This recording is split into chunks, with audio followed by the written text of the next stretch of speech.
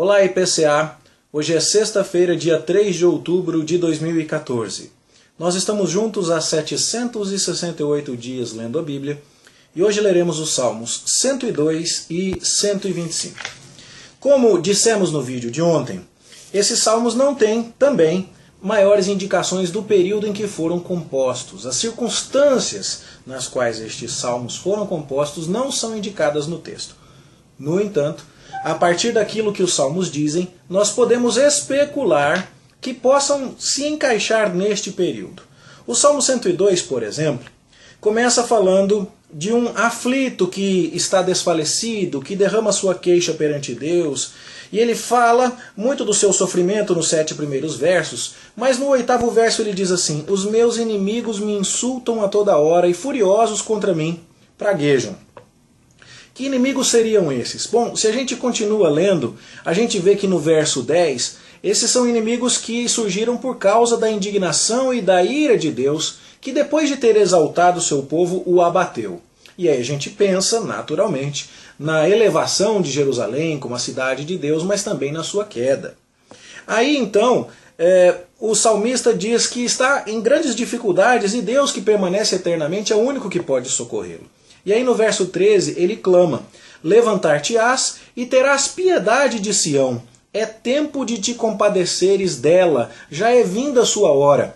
A gente pensa aqui imediatamente na profecia dos 70 anos do cativeiro, da restauração, do povo retornando do exílio, coisas que estão bem relacionadas àquilo que a gente já viu dos últimos dias de vida de Daniel e dos Salmos 123 e 130 que lemos no dia de ontem. É dito no verso 14: os teus servos amam até as pedras de Sião e se condoem do seu pó. Sião devia estar destruída, Jerusalém devia estar em ruínas. E isso, então, nos remete a esse período. No entanto, o salmista olha para o futuro, quando Deus terá atendido a sua oração, e diz no verso 15: todas as nações temerão o nome do Senhor. Lembra que a gente leu o Salmo 117, logo após ter estudado Daniel? Os gentios louvem ao Senhor. Bom, por que todos temerão ao Senhor? A todas as nações. Verso 16, porque Deus vai reedificar Sião e vai aparecer lá na sua glória, como Ezequiel tinha visto na visão final do seu livro. Ele vai atender a oração dos desamparados, e como vai atender a oração de Daniel, que buscava explicações a respeito do que estava para acontecer. Então, diz o verso 18, um povo que vai ser criado louvará o Senhor. A gente pensa já na Nova Jerusalém, não é?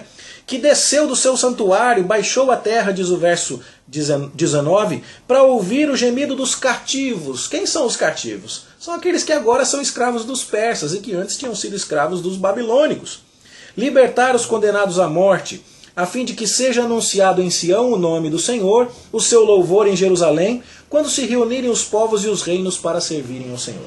Ou seja, o salmista, o autor do Salmo 102, que não é identificado, está olhando para as ruínas de Jerusalém, sofre, enfrenta dificuldades, olha para Deus e diz: Deus, já é hora do Senhor ter misericórdia da nação, do Senhor ter misericórdia de mim, de o Senhor nos restaurar, para que os gentios vejam as tuas maravilhas, para que o mundo venha para esta cidade maravilhosa e aqui o teu nome seja adorado do jeito que deve ser.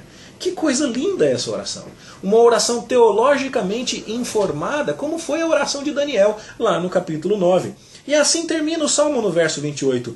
Os filhos dos teus servos habitarão seguros, e diante de ti se estabelecerá a sua descendência. A gente precisa de uma cidade para os nossos filhos crescerem seguros. E essa cidade só vai existir se o Senhor tiver compaixão dessa Jerusalém que está no pó, só pedra sobre pedra, amontoada aí, e se o Senhor estabelecer aqui o seu reino de paz e segurança que nós tanto aguardamos. Então, fica muito claro como este salmo está relacionado àquele período. E o Salmo 125 aborda um outro pedaço da história. Quem permanecesse fiel a Deus e confiasse nessa restauração que o Senhor estava para promover, porque Ele havia prometido essa restauração, se manteria firme. Do mesmo jeito que o Monte Sião, tá certo? E do mesmo jeito que havia outras montanhas em redor de Sião, assim Deus estaria em volta do seu povo para protegê-lo. Por quê? O verso 3 diz: o cetro dos ímpios não permanecerá sobre a sorte dos justos. Isso significa que ímpios mandavam sobre justos. Isso significa que é uma época de dominação estrangeira, provavelmente o período persa. O comentário da Bíblia de Genebra, segunda edição, diz: a preocupação do versículo 3 de que os gentios na terra poderiam corromper em Israel existia durante a época de Josué e novamente sob o domínio persa após o exílio. Com a diferença de que na época de Josué não tinha Jerusalém. Então tem que ser a época do exílio, tá certo? Tem que ser essa ocasião aqui em que tem muita gente querendo atrapalhar a reconstrução do templo, há muita dificuldade para os judeus que retornaram fazerem a obra de restauração, mas eles estão clamando a Deus, verso 4, faze o bem, Senhor, aos bons e retos de coração, aos que se desviam para sendas tortuosas, leve-os com os malfeitores, mas traga paz sobre Israel, porque nós estamos confiando no Senhor, e o contexto muito provável é então o contexto da obra de restauração. Eu espero então que com esses comentários você seja capaz de entender que não temos indicação precisa sobre a época de composição destes salmos, mas que o seu conteúdo se encaixa perfeitamente bem nesta época do retorno do cativeiro já sob o domínio persa. Isso se encaixa sem dúvida nenhuma. Então, mais uma vez, a lição é muito semelhante àquelas que vimos nos salmos de ontem. Quando estamos abatidos, é hora de olhar para Deus, para a sua fidelidade, para as suas promessas e pedir que Deus traga sobre nós a restauração que vai trazer glória ao seu próprio nome, que vai fazer o seu nome conhecido e honrado no mundo inteiro. Nós podemos e devemos nos voltar para Deus em oração, uma oração, mais uma vez, teologicamente informada, baseada naquilo que Deus de fato prometeu. Uma oração em que o salmista se coloca como alguém que quer fazer parte do plano que Deus já determinou. E não uma oração do jeito que andam ensinando por aí, onde parece que as pessoas querem trazer Deus para abençoar o plano que elas mesmas determinaram. Tá certo? Eu creio que o que tínhamos a dizer era isso. Esperamos que esses comentários abençoem a sua vida e o ajudem a interpretar estes textos. Boa leitura, bom estudo para você e até amanhã, se Deus quiser.